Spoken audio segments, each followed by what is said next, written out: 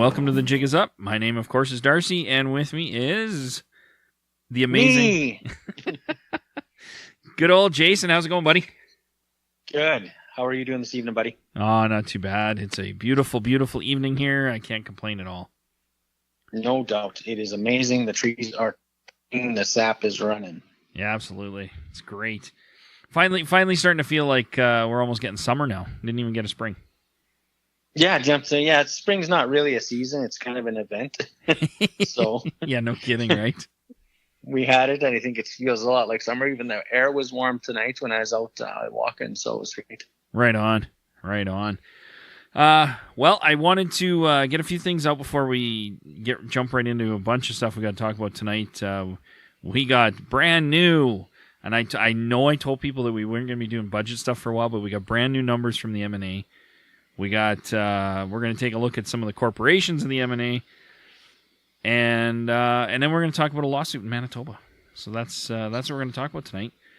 But before we do, I wanted to ask everybody if they enjoy the show and they want to get more interviews, head to our Patreon page. The link will be in the description. And for as little as $5 a month, you're going to get access to extra content and exclusive content, as well as if you depending on how much you pledge, you can get rewards and things like that. I also wanted to let everybody know that we are, for all our Android listeners, we are actually on Google Play now. So you guys will know what that means. Apple users, I just spoke another language, I know, but I apologize. But hey, we are not discriminatory against any platform that you choose to use. That's right. See, we are an inclusive podcast in all ways. That's right. So I did have another quick bit of news for everybody. We are starting to fundraise for the Sigitwa Métis Culture Camp this summer, and there's an online auction. You can search Facebook, just type in Sigitwa Métis, and it should come up. It'll say fundraiser.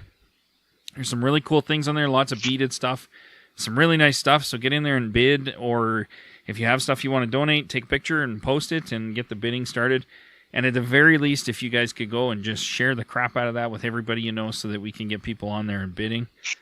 I also want to give a shout out to a company called Canadian Prairie Bison from Saskatchewan who has donated some of their bison pemmican to our camp. They have 4 different flavors.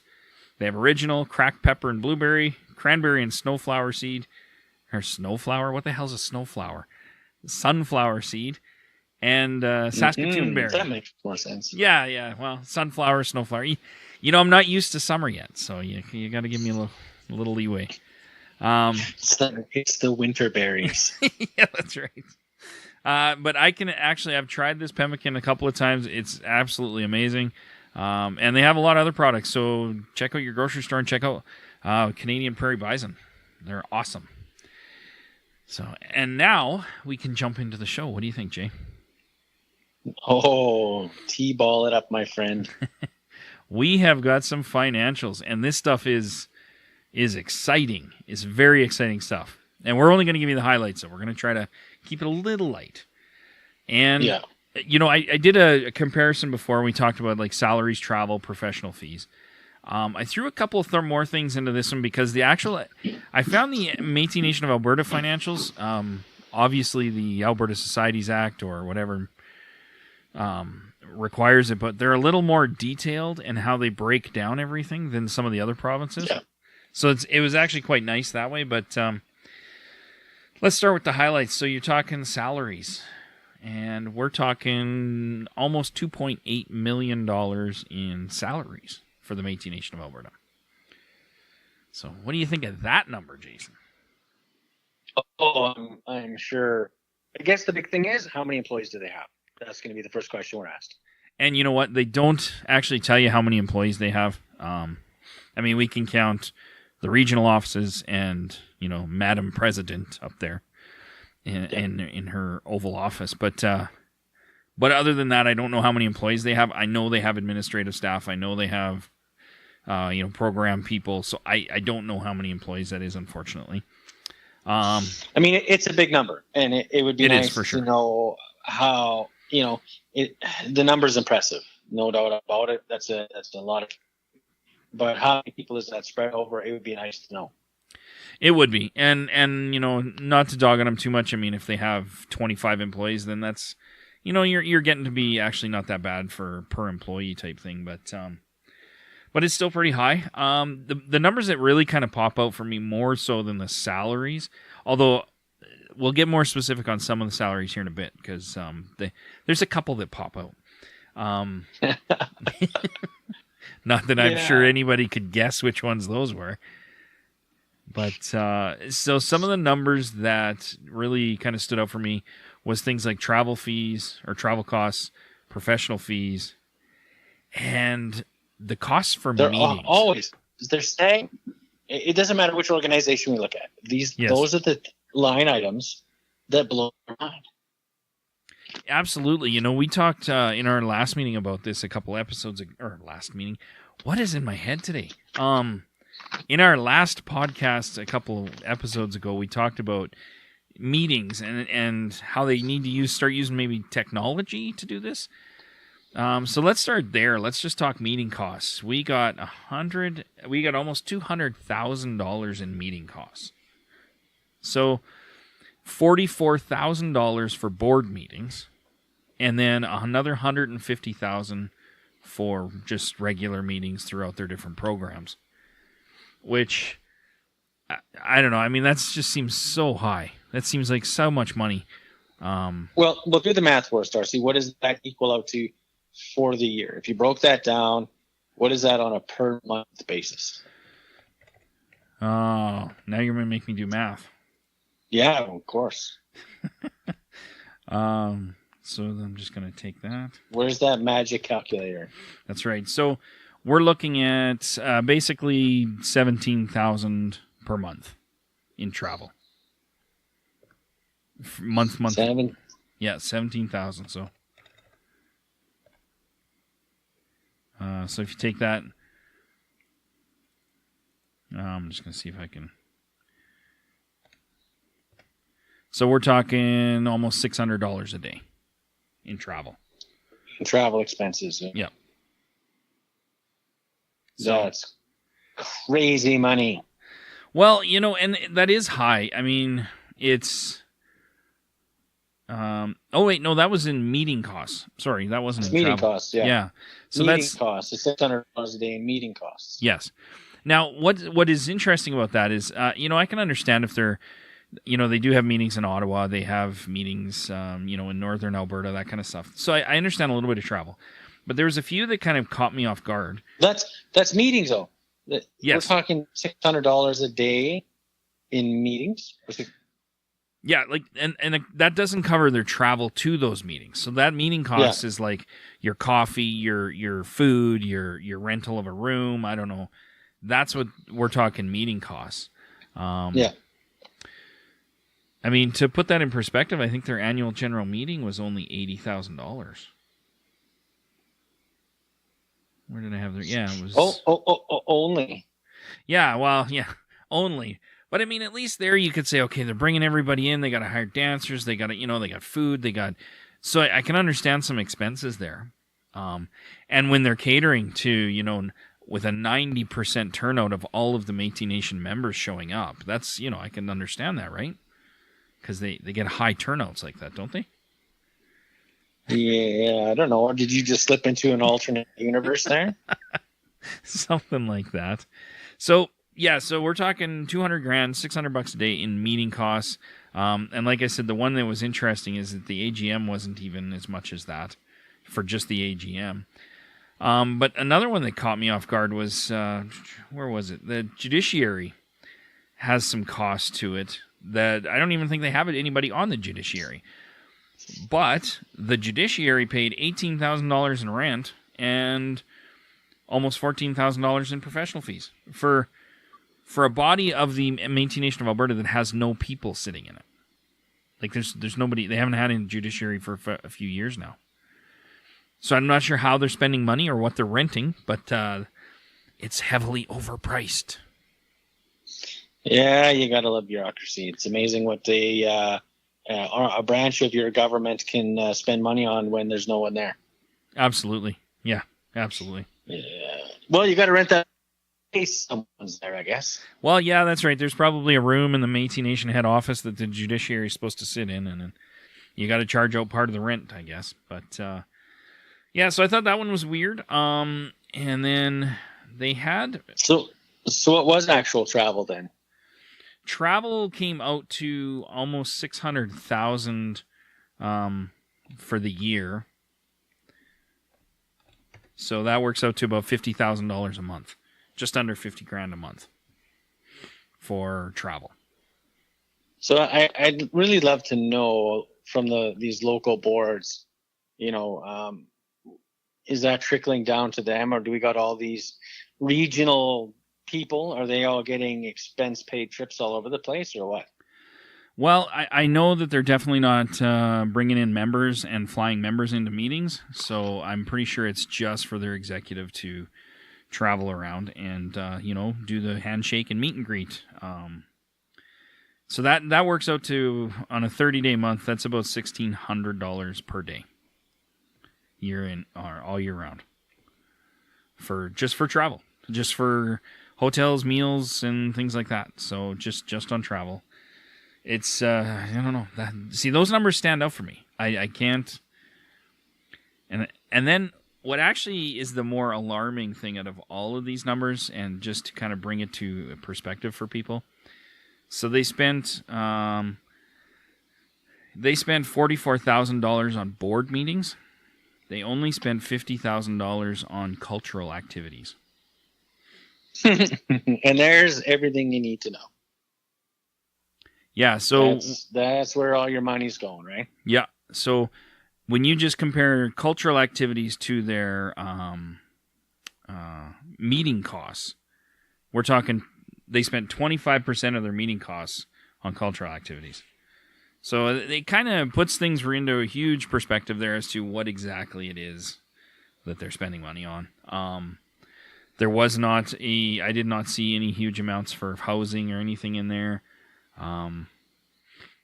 Yeah, and they had a couple of deals with like private industry, and they chewed all that up in professional fees. Yeah, like, it was just gotta love the professional fees.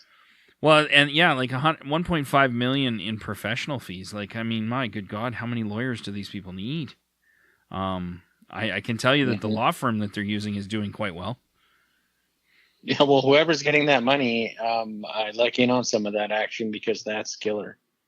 Oh, it is, and like, some of these professional fees, like, just absolutely atrocious. Like, but I guess you got to have a lawyer in each program, right?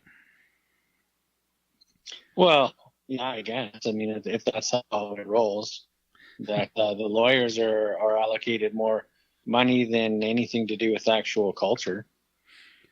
Exactly. Like, between lawyers and accounting, you've paid. I mean, that is a whopping amount of cultural events that you could pay for $1.5 million. Or talk about language preservation, or we can talk about anything to do, with the promotion and preservation of the Métis way of life. But it seems like we can't afford it because of the lawyers.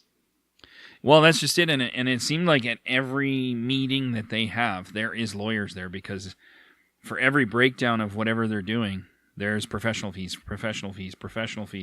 So it just seems to me like every time they sit down in a room with somebody, they have a lawyer there I guess, to just go through things. And I mean, lawyers are needed in some cases. I just don't know if they're needed in every single meeting. But hey, I'm not running the M&A, so maybe I'm wrong. Clearly, I'm missing something. Yeah, like, it just seemed really odd. Like, those just seem like really big numbers. And then we look at there's a few things that I didn't even know, but certain employees in the Métis Nation of Alberta qualify for a pension, where the Métis Nation of Alberta puts in 5% of their earnings towards a pension, and the employee only puts in 3%. I'm guessing that it probably goes to Madame President. And in just the 2016-2017 year, the most recent year, they spent almost $80,000 towards her pension. So I think she's got a pretty decent pension filled up for the last 20 years. Yeah, I can't imagine if that's recent funding, what the overall pension fund would look like, given the length of time she's been in office. It should be quite substantial. I would think so, and I can guarantee you it's more than almost every single Métis member will get from the Métis Nation. Yeah, for sure. What do you mean your Métis Nation of Alberta card does not get you a retirement plan? Apparently not.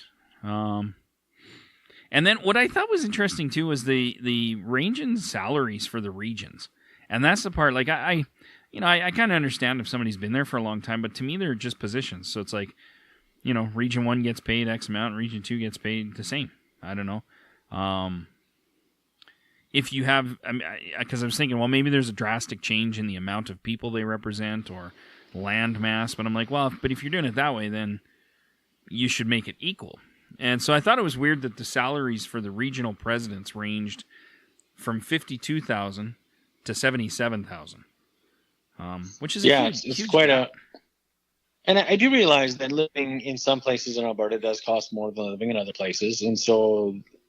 But I don't believe living in any specific place in Alberta costs $20,000 a year more. No, absolutely not. And I don't know. It didn't seem to have a rhyme or reason. Like I remember when I was looking at them, I don't think it made much difference where they were living. It seemed like it was just more. I don't know. It almost seemed just pretty much just random. Crazy. Yeah. So there was those discrepancies. Obviously, the pension, which is something I didn't even know that they had there, and then the judiciary spending almost $40,000 in total was pretty surprising, considering there's no one doing it. And I actually left out a couple of things from all these calculations, which is like they have a fetal alcohol syndrome program and things like that. So I left those out simply because. I don't really want to beat up on anybody for providing any type of program like that. They had an opioid thing in there. So I just left those out of these calculations. And those are good programs, and there should be more of them. I think what we try to do is limit the discrepancies in spending. A line in comparison. You look at that's why we continue to highlight travel and meetings. Yeah. And when you start to talk about when you get to the top of the big pyramid chain, the ultimate, salary at the top.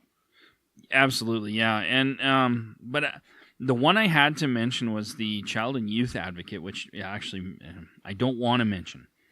But the only thing I thought was really odd about this one is that this is a program they have to work with the Alberta government to discuss things like how do they handle Métis children and care and stuff like that.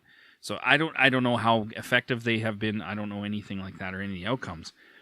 And I think that's definitely a program that's needed, and so I don't want to beat up on it too bad.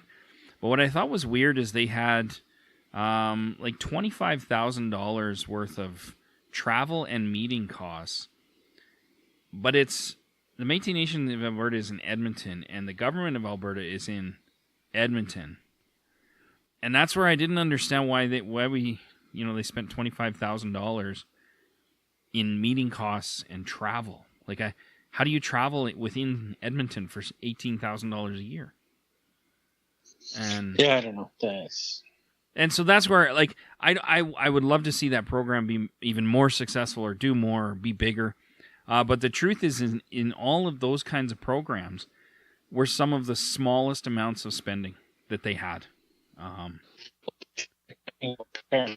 Travel budget, you get costs or meeting costs, and look at the actual programs that are going to benefit. And by comparison, they're receiving. Yeah, your cell phone's really cutting in and out, so I don't know what's going on there.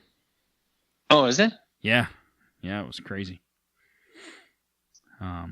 But so that's kind of, I don't know. I didn't have anything else to really talk about on the financials. I hope that puts things in perspective for people. You're listening, so I don't want to put too many little numbers out there for you.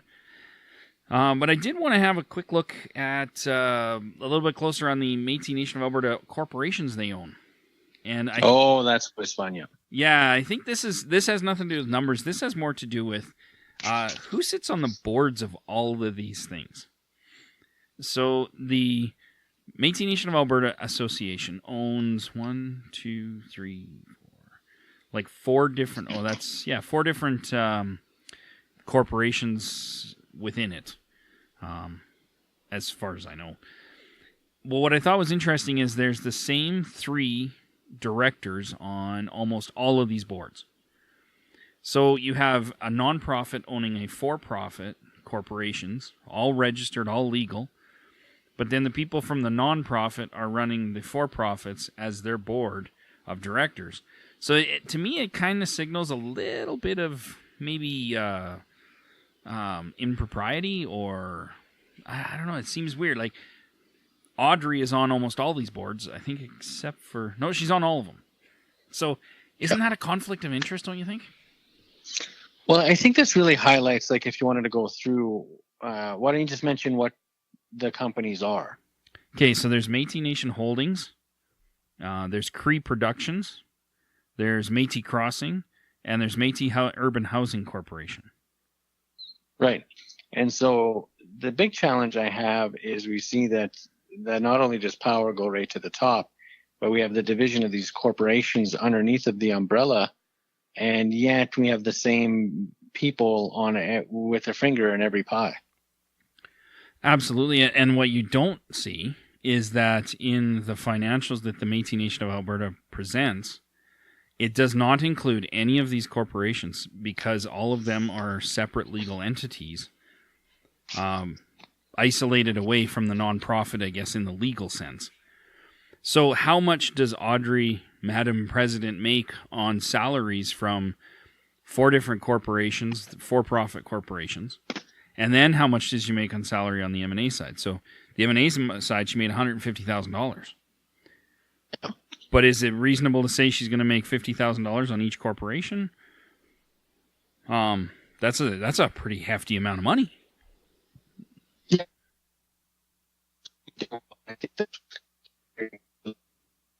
We're having technical issues with the phone tonight. Yeah. Wi-Fi. There we go. You're back now. Really? That's bizarre. I got to hold my phone in the right place. Oh, wow. Stand on one foot, jump up and down. That's what it seems like. So, yeah, I was just saying, like, I don't know. I mean, it seems troublesome. I don't know if there is anything going on that's shady, but it sure looks like it. And especially when you consider that Audrey has her sister and her sister-in-law on some of these boards as well. I don't know. It seems like they're certainly setting up the executive of the M&A very, very well. Well, and it definitely is consolidation of power at the top, isn't it? Absolutely it is, yeah. And it's... I don't know if that's the way something should run. I think you should... You know, I know for the company I work for, we have to have a segregation of duties. I don't see why you shouldn't have this in place for all these corporations and stuff. But well, and the thing is, I think that's troublesome. Is the M&A might be required to disclose their financials, but we have no idea what other sub companies are doing. Yes. And so, what are the HX? What do their financials look like? Exactly. I think there was only one. I think they reported what the M&A sent or was invested into one of them, but it doesn't tell you what that money was spent on. So, you know, they might have sent $1 million to Métis Nation Holdings, but again, that's where it ends because there's no way to tell. Well, what was that for? Was that for wages? Was that for? I have no idea. And so, yeah, it's kind of, to me, it's almost a little scary when you see these names. Like Métis Nation Holdings has 3 people on it. Cree Productions has the same 3. Métis Crossing has the 2 of those 3. Like it just, and then you start seeing sisters and sisters-in-laws, and it starts to look pretty shady. Yeah. I don't really have a problem employing family, and I don't have a problem with family working together, but on how many boards do you have to have the same 3 people? Exactly. And If there was oversight on any of this stuff, then that's fine. But I mean, I don't see it. They're the directors of the corporation. They are the oversight. So, yeah, I don't know. It doesn't make me feel really all that great about their thing. But well, it definitely doesn't look like transparency. It doesn't look like accountability, and it definitely doesn't look like inclusion of lots of people to the decision-making process.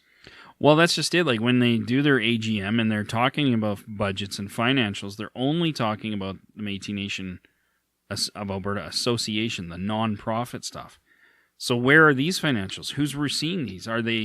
They're not ruled by any bylaws to show members the information or share any of that. They're not ruled by those non-profit bylaws. These are for-profit corporations, and they're private, so they can do whatever they want essentially, as long as they meet the government's requirements. So exactly, and so that's the real challenge is we see this consolidation to the top, and these we don't know if these sub companies are paying out salaries, and if they're paying out salaries to their directors, what is that salary? Exactly. And it really goes to show that if you can become the president of the M&A and then become the chair again of these sub corporations, you could be receiving a very healthy paycheck. Yeah, because I just can't see them doing all of those other corporations for free. So, I mean, even if you said, okay, well, it's another $20,000 a corporation, well, that means then that's another $80,000 that Audrey makes per year. I mean, now you're over $200,000 a year. That's pretty hefty. Well, that's a significant income when you're talking that we have Métis in the province who live in shacks on the side of the road still. Yeah, exactly.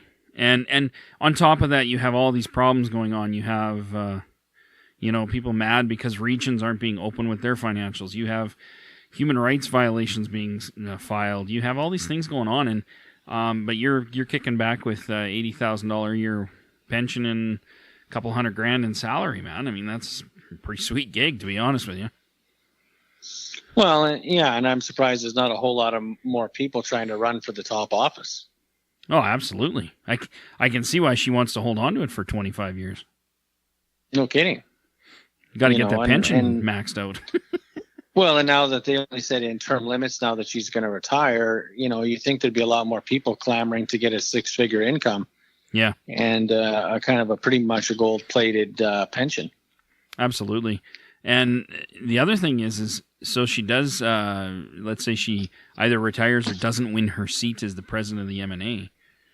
Does that mean she resigns automatically from being the director on all these corporations?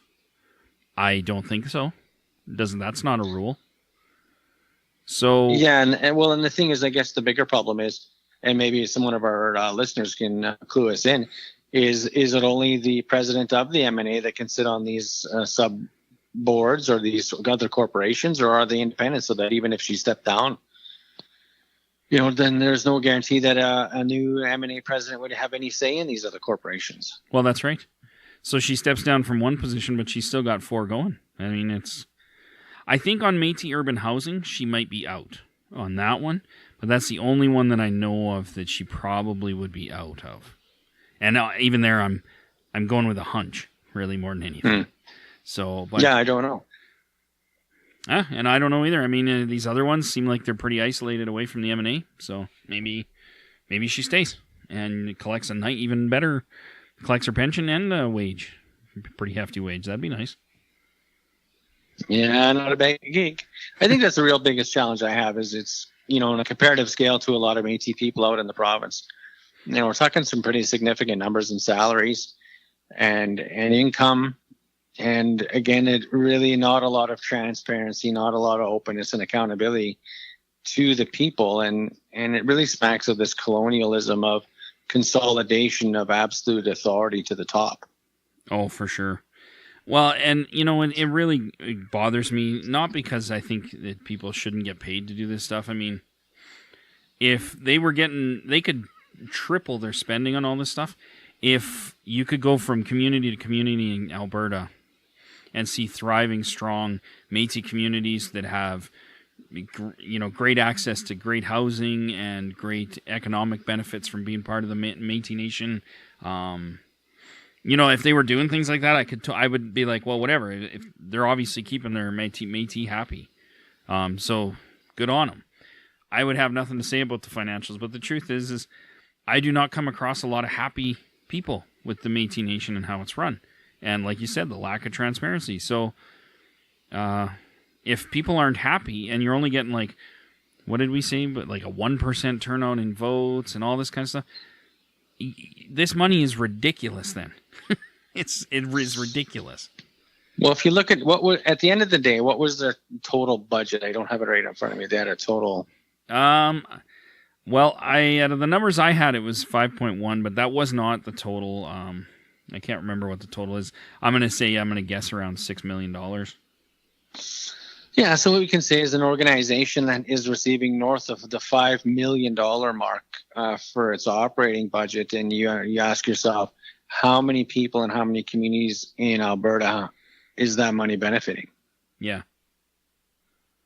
And I think that's the real proof is in the pudding moment there. Yep. That it's not. It doesn't matter whether it's culture or it's about the forwarding rights or any of these things. Where is it making a difference in our communities? Exactly. Yeah, absolutely. And I was wrong. It's it's almost 8.3 million in revenue. Oh, 8.3. Yeah, that just makes it all better. Absolutely. I mean, I feel way better now. But that's just it. That's what I think. We got a little bit of heat before because, and we'll get into this in a bit, but somebody thought that we weren't being very friendly to the Manitoba Métis when we were talking about their salaries and budgets and stuff. And the bottom line is if you were taking care of the people within your organization, if you were taking care of Métis people, and you were transparent and open and honest and all of these things, I would have absolutely no problem with these corporations. What I don't like is the way they run them. So it's not a matter of Métis people, or it's not even a matter of Audrey, Madam President. It's the structure at which these things are run. That's what drives me crazy. This is all Absolutely. structure. Exactly. And look at the amount of money that happens internally in the structure. There's 30,000 plus members of the Métis Nation of Alberta. The organization receives, over $8 million. And what did those 33,000 members get as a benefit? Yeah, exactly. Most of them probably have seen nothing. Yeah. So, and as we've gone over a couple of the numbers, it's all getting chewed up in this colonial, paper roll structure to maintain the structure. $8 million to maintain the structure to no real benefit to the people. Yeah, exactly. So I don't know. It's troubling. That is absolutely for sure.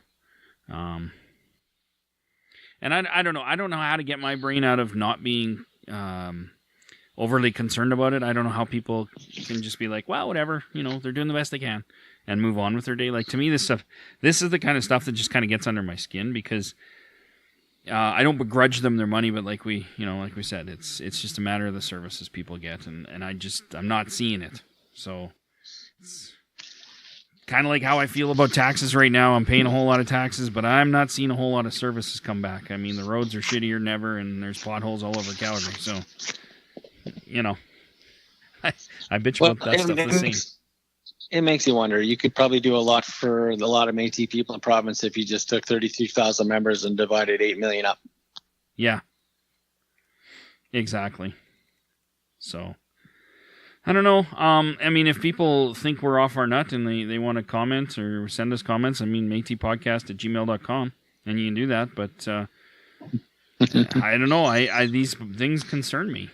So it's a lot of money that it doesn't seem to go very far. No, and I want to make it very clear. I'm not even jealous that they get the money. I'm not even. I mean, I don't begrudge anybody. I'll go one further. I think the Métis people of Alberta deserve more money. I think we're entitled to more. I think for all the resource and development that goes on in this province, we see far too little. But to turn around and say we need to give it to organizations like this, Oh my goodness, look where the money's already going. They can't even properly handle 8 million. What would it be if it was 20, 30, or 40 million dollars? Well, exactly. And you look at the last 20 years, I mean, they've had 20 years of funding and things like that, and they're still in the same position they're in. You can't tell me that you haven't been able to, in the last 8 or 9 years, send a little money to a place like Conklin for housing. You haven't even been able to send anybody there to see what's going on. So that's what bothers me. I agree with you. I wish they had more money. You could triple that, and it still probably wouldn't be enough in my mind. But it's got to be spent properly. You got to be focused 100% on your people and not building a corporate empire. In my humble opinion.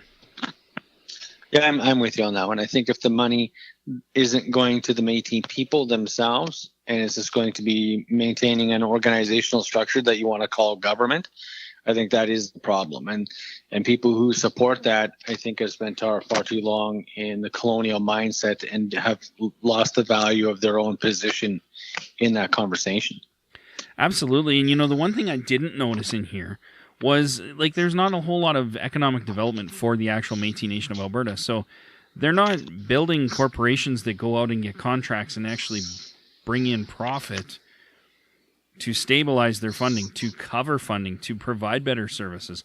I didn't see any of that in their budget. It was just simply, here's government funding to have meetings and lawyers and salaries and wages and travel, and that's it. Like, there was no, like, they didn't invest $5 million into some sort of investment fund that'll give them a return on their investment over the next 20 years, so that 2 decades from now they're not reliant on government funding. There was none of that I could see. So if there is, it was so infinitesimal that it didn't matter. It really wouldn't make a big difference. That's right, and that's when we were talking about the financial situation in Manitoba. We see that exactly reflected here in Alberta. There's no long-term planning for 7 generations. When government funding dries up and gets cut, then where are the Métis people really going to be then? Exactly. So, it's sad because the government is eventually going to cut all these agreement budgets, the tripartite agreement where they get $600,000. Well, that's going to be cut eventually one day. And all of those little things are going to be just shaved right off. And then you're going to be left with what? Again, layoffs and people still living in shacks. And everybody's not going to be happy. So... That's right. So when the blue guys get back in instead of the red guys, and the budget goes from 8 million and drops down to 5 or less, who's going to take the hit? Yeah. Well, I guess the Métis people really won't take a hit because they weren't getting anything in the first place. Absolutely. Exactly. So yeah, and the worst part is, like, and again we go back to the numbers here, like cultural things, like you spent $50,000 on cultural events. That's an insanely low amount. So you have a purely political corporation. That is what you have here. I mean, $50,000 in events for cultural stuff does not actually go that far. So. Well, it's roughly, you're looking at just over $1 per card-carrying member into maintaining our language and our traditions and our way of life. Exactly. Yeah, that's a great way to look at it. Yeah, like a little over $1 a day, or $1 per member. That isn't going to cut it. But, no, I mean, within our budget, we got to be able to do better than that. Yeah, exactly. I mean, that's crazy. So those are the numbers there. And then, harking back to the Manitoba Métis, and, we're going to beat up on them a little bit here, but we have something positive to say about them. Even all doom and gloom. That's right. We're going to end the show with a wonderfully happy and warm story from the Manitoba Métis Federation. Which I just want to put out there. There's a saying out there that even a broken clock is right twice a day. So we'll start with that, because that's kind of how I feel about this. not that I'm too jaded. So there's a Manitoba lawsuit going on between the Manitoba government and 6 child and family services organizations in Manitoba. And 2 of those organizations are actually affiliated or run by, or I don't know how that connection happens, but they are basically governed by the Manitoba Métis Federation. So way to go, Manitoba Métis Federation. You have stepped up and are spending those professional fees on something good for a change. Well, and the nice thing I liked about that story is they were part of a bigger in that whole story. So again, there was a little bit of unity there, a little bit of coming together for a common issue, and I think that's really good to see. It is. So you had the Pegui Child and Family Services, the Michif for Child and Family Services, Métis Child and Family, or Métis Child and Family Services, and then I'm going to butcher this name, but the Anamiki Child and Family Services, Sandy Bay Child and Family Services, Southeast Child and Family Services. Those are the 6 agencies involved in this whole thing. And I'm happy about it. I think this is, the start of really something. Because, I thought, okay, well, this is great. I'm excited about that. But there's actually more to the story. That the reason they're suing is because the Manitoba government has been keeping 20% of what they call, they nicknamed the baby bonus, which was money that Ottawa sends to them for children in care. And they were keeping 20% of that money just for general revenues, it seems. So a little bit of skimming there, I think. Yeah, I mean, that's talking about professional fees, right? Hey, we're gonna handle your money. Typical government to Indigenous relations, right? Yeah, absolutely. And I didn't write it down, but I think the amount because it's been over a several year period, and I think the amount was pretty close to $300 million or something. Like it was like $287 million or something. Yeah, I mean, it's par for the course, right? Any money that's allocated to Indigenous people, you watch the colonial settler bureaucracy just pick away at it until it doesn't go to our people to really help them out. Exactly. And I mean, especially in Manitoba, I was reading some stats. There's 11,000 children in care, and 90% of them are Indigenous. So you're not only just holding out on Indigenous, you're holding out on the vast majority of your children in care. Because, hey, you know what? Those children obviously don't need help, right? The provincial government needs more help. That's who needs the money. Well, of course, because the better the provincial government is, the better everyone's looked after, right? Exactly. I mean, obviously, it's working so well at the MMF and the MNA. That's how it goes. Yeah, yeah. And so, again, I just want to say that this is a good thing. I'm really happy to see something like this happen. Anytime that somebody can take the government to court with what seems like a pretty solid case, I'm all for it, because I think the government has screwed us enough. It's time to start getting some payback. And honestly, I would love nothing more for than the courts to award double what they clawed back from these guys over the last however many years. But I know that won't happen, but I would love to see that, because they freaking deserve it, man. I agree, and I think it's been long overdue since these agencies got together and recognized the 11,000 children in care. That is a staggering number. That 90% of that is Indigenous children. We talk about the 60s scoop. We're going to be soon talking about the millennial scoop. Absolutely. Yeah, it's actually pretty disgusting. I've read some stories about some stuff that goes on in Manitoba. Like they have women that come down from northern communities to give birth because they can't give birth where they're at. There's no hospitals or anything. And so for years, I think they were having them travel to near the nearest hospital all alone by air. And then when they get there, they give birth and they take the baby, like immediately. So the lady comes down pregnant, gives birth, and heads home without a baby. Stories like that, and it's just disgusting. Absolutely disgusting. It's heart-wrenching to hear these stories. So I'm really happy these guys are suing. I hope they absolutely decimate the government, and I really hope it doesn't take another 20 years to litigate this, but who knows? Or worse, that the all gets eaten up in the lawyers' fees and doesn't go back to the families who need it most. But the reality is, at some point, we got to be able to take on the government as a unified front of Indigenous people versus the colonial settler government that continually is trying to give us the shaft and assimilate our children. Absolutely. Yeah, for sure. So yeah, so for everybody out there, that is our good news for the Manitoba Métis Federation for the week. And because we're that kind of warm and fuzzy. That's right. And I do believe in giving credit where credit is due. So when I do see things that I think these organizations do that is good, then I will mention it, and I'm sure Jason will too. But it's so far and few between. It doesn't happen very often. So. Yeah, well, one flower growing on a manure pile doesn't make the stench go away. That's right. That's absolutely right. So, again, good luck to these guys. I think that's all I had tonight, though, Jay.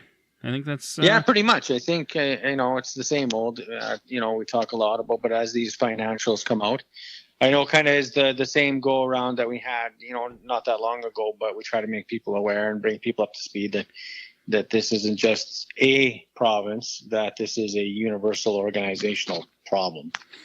Absolutely. And, I want to, I did an interview a couple of days ago with a lady, and it's going to come out on Sunday. And we're doing it as a patron episode, but for all of our listeners, we're going to give this one, we are going to do this one for free for everybody, just to kind of get you to see what's happening on the Patreon page. And I think it's an important message that she has to share, so I wanted to do that as well, to make sure everybody gets to hear that. But the truth is, this idea of having people on multiple boards, on multiple corporations, this is not something that's isolated to the Métis Nation head office. This happens, I believe this is happening in Region 1. The guys in Conklin have talked about it. The lady I interviewed a couple of days ago that's going to be out this Sunday has talked about it. And so this is the kind of stuff that needs to end, is this stuff that makes it look shady. I'm not saying it is guaranteed it's shady. I'm saying it looks really shady. And that's all it's the perception. So that's why it's important to me, and that's why we bring these things to light. And these aren't isolated stories. These are ongoing, constant issues. Well, and I think that's the proof of the pudding. We've been out to a lot of communities, and how many times when you ask Métis people what do they want, some of the biggest priorities are they want the land back. They want the waters protected. They want the wildlife looked after. They want habitat restored. And then we start talking about programs and services, which are hugely needed. But the reality is we have a provincial organization, Alberta, $8 million a year, and we don't have one extra acre. Yeah, exactly. Yep. Yeah, so the one thing we want bad, we don't have any of. So it's a real shame, and I wish that these corporations weren't like this. I wish the Métis Nation ran beautifully and everybody was happy, but that's just not the case. And it's, everybody should keep in mind, too, that, this money is taxpayer money. 99% of the money coming into this organization is taxpayer money. And so I think they should have a responsibility to be very open and very honest about where it's spent. And, this is not isolated even to Alberta. We saw it in Saskatchewan in their meetings where police are called because women dared speak out. I mean, you couldn't give a woman a chair because she was trying to make a point about something. Like, just crazy things like that. It's nuts. It's insane. Yeah. And I think that's the whole point, is that whether you're a big supporter of these organizations or you're not, I think the reality is things cannot continue this way and they've got to change. And I hope that's what we're trying to do, is create a platform of conversation, whether you love us or you hate us, that we can at least have a dialogue about it. Absolutely. And I mean, we try to get them in the facts. That's why we go through these numbers. I mean, these numbers are available to the public, to everybody. So go have a look at them. If you don't believe us that they spent this much, go add all the numbers and you'll come up to the same thing. So it's, I don't know. I hope everybody out there is a little more aware of things from tonight's episode. I sure hope so. And I don't really have anything else to cover. I know we're getting close to an hour here, so we are going to shut her down for the evening. But I want to say, last thing I want to say again is to remind everybody, if they're in the Calgary area until Mother's Day, which is next weekend, Hint, hint. It's Mother's Day next weekend. For all those guys listening. You can go to Walking with Our Sisters here in Calgary, and it's absolutely amazing. It's very powerful. So please go to that if you can. Make it a priority when you're here. And other than that, any final thoughts, Jay? No, that's good for me. And definitely, if you can get down to that event, I can't imagine it'd be well worth your time. Absolutely. So for now, that's it. Have a good week. We'll see you next on Sunday, I guess. We'll have an episode out for everybody to listen to. And go be a good ancestor. Until then, the jig is up. You are the spark that's starting a fire that will spread across this land. And it will be a fire that doesn't burn, but a fire that cleanses. A fire that ignites in our hearts and creates light. No more living in darkness. Our time now